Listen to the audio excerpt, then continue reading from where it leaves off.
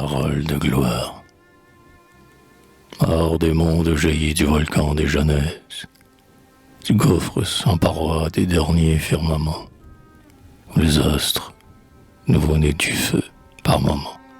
de la nuit sidérale empourpre les fournaises, hors du bûcher de l'espace dévorateur, hors des immensités de l'abîme, comblé par les créations toujours renouvelées, sphère dont aucun lieu ne ferme l'équateur, où vont des archipels de mondes, invisibles, même au cœur des esprits qui gardent nos soleils, où passent d'effrayants astérismes, pareils à des béliers heurtant les créneaux des possibles, hors de l'illimité des constellations, plus loin encore que les régions de problèmes, où tremblerait d'horreur religieuse même le vol glorifié des dominations. Tu bâtis dans ton rêve un monde de lumière, plus grand que l'univers dont l'horizon te fuit, et cette vision qui t'entr'ouvre la nuit, comme un ciel en tes yeux, tiendra là tout entière. Hors des jours et des ans, de l'orbe solennel, que, sur le sable ardent des étoiles, mesure le stylet d'ombre errante de la terre obscure,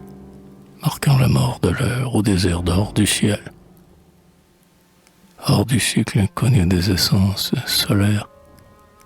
ce livre dont Dieu seul brisera le sceau, quand la droite de justice, comme un vaisseau,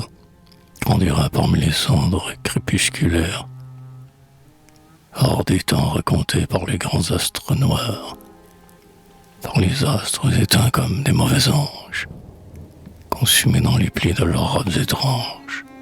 qui fument encore sur les marches des soirs. Tu construis l'œuvre unique où veille ta présence, avec tout le futur, avec tout le passé, et sachant, ô poète, à qui tous ont pensé que, hors ce que le Verbe appelle à l'existence, tout, et même le ciel visible, est vanité. Donne, pour consoler l'immortel banni, à cette âme d'un jour qui se veut infinie, l'illusion d'avoir fixé l'éternité.